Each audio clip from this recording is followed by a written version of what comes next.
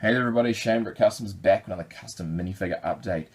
The video that's going to be going on during this update, guys, is me doing some sculpting work on the back of the Darth Crate armored torso piece. So enjoy that while I ramble on during this update. So I am awaiting an order of paintbrushes currently. My ones are a little bit tacky and frayed right now and just not giving the results that I want them to. So I am awaiting new paintbrushes, which has opened up a little bit of time to increase the casting that I can do, but it has stalled a number of other customs, which I'll talk about at the end.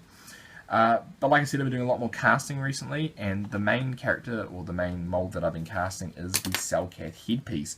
I've got a lot of people saying they want to see more Selkath headpieces and would like to purchase a few of them, so I've currently this week cast 12 of them in 4 different colours. I've done a brown, a dark turquoise, a grey, and a skin flesh colour, a skin tone colour. Here are 2 of them here, so we've got a brown one there and the turquoise one there as well. Give you a bit of a look at those in focus. There we go. And yeah, those are essentially all ready now. They just need to be painted, and then I can put them on my eBay page, which I know a lot of you have been very patient waiting for me to chuck something up on the eBay page. It has been a long time, I know, but once I get these paintbrushes, they should be up there very soon.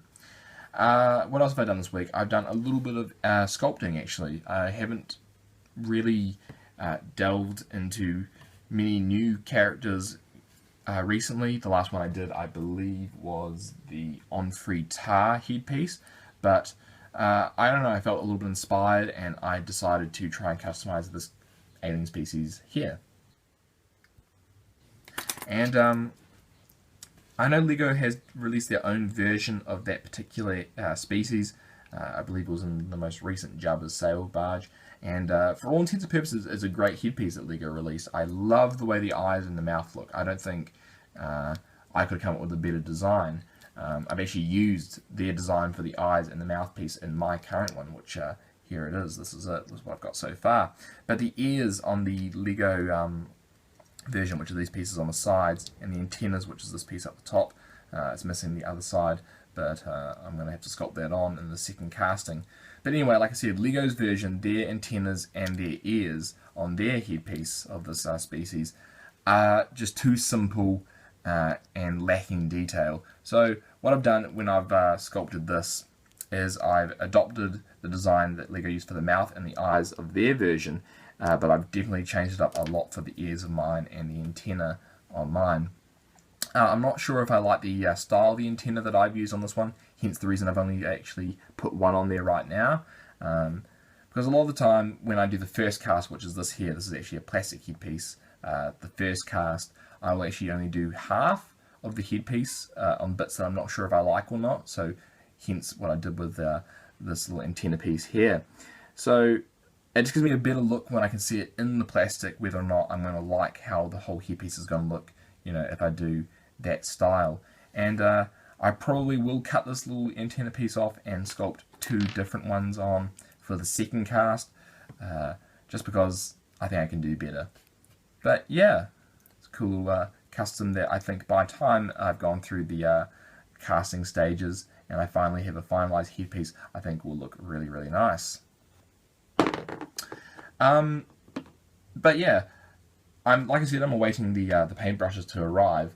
So the On-Free Tar headpiece and the Darth Crate and the Darth Crate armored torso pieces are sort of tied to that waiting time, because they're at the stage now where all they need to have is paint put on them and then they're finished. The Darth Barris headpiece and armored torso piece is probably about halfway finished. I had put it down for a couple of days. I haven't done any work on it in about a week, and the main reason for that was I was getting a little bit frustrated with the design of the shoulder pads on the armored torso. So I have a thing that rather than get all sort of worked up and frustrated with how the work's going, I'll put it down for a couple of days and I'll clear my mind, I'll try something else, and then I'll come back to it with a clear head. Because I think there's nothing worse, nothing more detrimental to the customizing process than sort of forcing yourself to do something. When you're not feeling the groove, just don't do it, go do something else.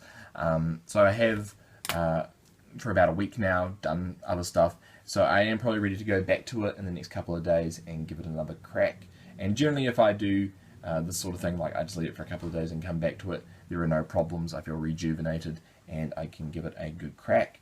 But yeah, that's all I've really got to talk to you for this one, guys. I hope you've enjoyed me rambling on and watching the video of me doing some sculpting. If you want to go check out the finished headpieces that I produced in all their glory, check out my main channel, which is linked to down below in the description. If you want to go check out my blog, it's got a couple of good little customizing tips on there, also a link to down below in the description. And no, there's nothing on there right now, but there's a link to my eBay page down below in the description as well. Alright guys, I hope you've enjoyed it, and if you haven't already, please subscribe for more.